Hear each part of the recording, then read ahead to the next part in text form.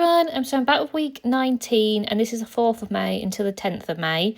This week has been all over the place and I'll get to that mainly in the second part, but the house move is not looking good at the moment. So yeah, it's chaos. So I'll start with some positive things of this week. So I started using the collection, the Pink Fresh Studio Spring Vibes collection, because it's from 2022 and I really love it. I don't think I've used any of it yet. I had the stickers and I had pretty much the cut parts that I basically chucked all into one box. I was in my phase of scrapbooking when I was literally just putting all cut parts into their shapes and sizes, not necessarily by collection.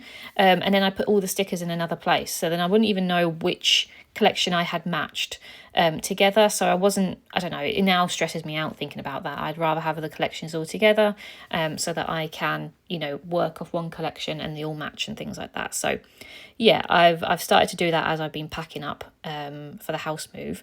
So I found this collection in the midst of it and I haven't used a Pink Fresh Studio one for a while, so I thought I'd bring it out, and it's a really nice collection. So it matches everything because it's all spring like and the colours are nice.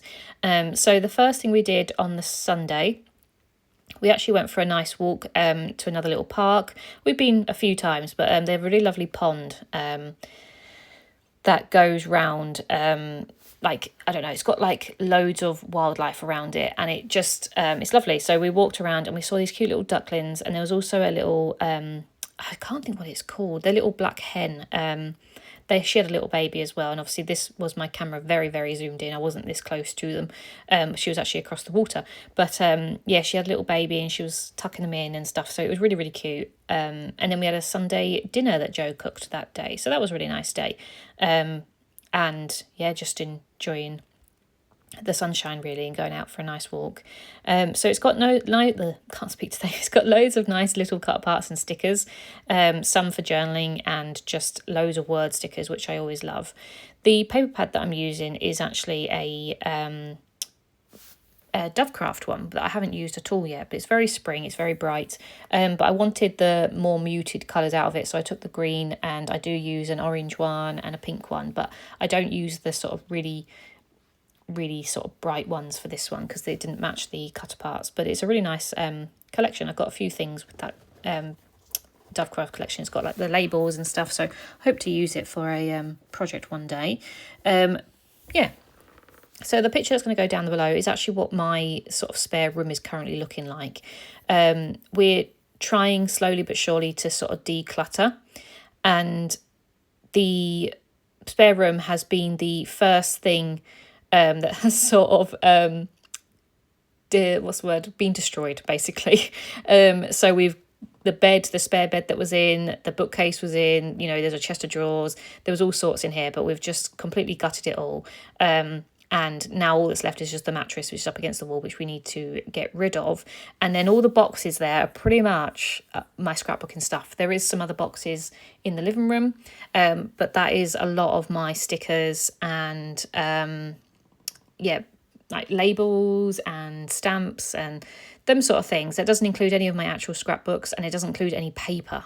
But yeah, it's a lot. I didn't realise how much it was until I was boxing it up. So I just thought I'd take a picture of that because I have taken a few pictures of the house sort of being emptied, but this is quite a significant room to me here, this spare room. This is where I work, and it's also where a lot of my scrapbooking stuff is and things like that, so it's quite something I want to document.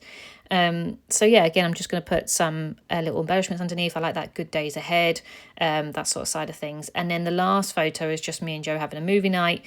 Joe doesn't massively like pizza. He's not a huge fan of pizza, so when he suggested we have pizza, I was like yes. So we decided to watch Gladiator 2 and have pizza, which was really nice. This was the day before it all come crashing down, so I won't go into too much detail. I'll probably have to go into more detail in the next layout when I put more of a house update on there. But basically, the person in the very top of the chain has passed away. So they were selling their house to go into a care home, that side of things. So it wasn't a unexpected death, but it's still sad, and obviously it's still something that we have to deal with. So that means that their house can't get sold until it goes through probate. And here in the UK, probate can take anywhere between 4 and 9 months. So that's a long time for... As I said, there's now 5 of us in this chain. We was really, really so close to everything going ahead, to the point where we were planning on moving on the 16th of May. And we were like, yep, we're ready and stuff like that. And then it's all just come crashing down to the point where we don't know what's going to happen now. So ideally, someone needs to move out. The person that is now at the top of the chain, ideally, if they moved out into like a rented accommodation or with family, the chain can just carry on as normal.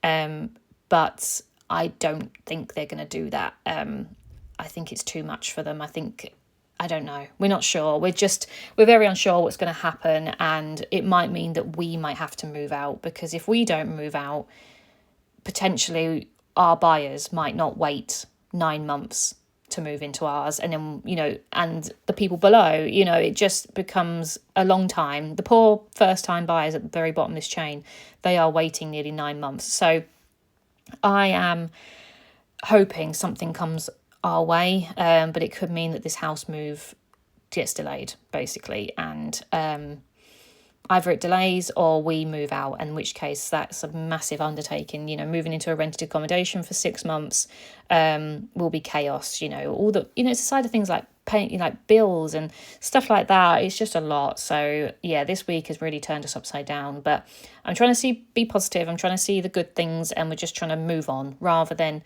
sort of dwell on it. But I hope you enjoyed this part. I hope I've got some more good news coming. But yeah, I'll be back with part 2 shortly. Bye.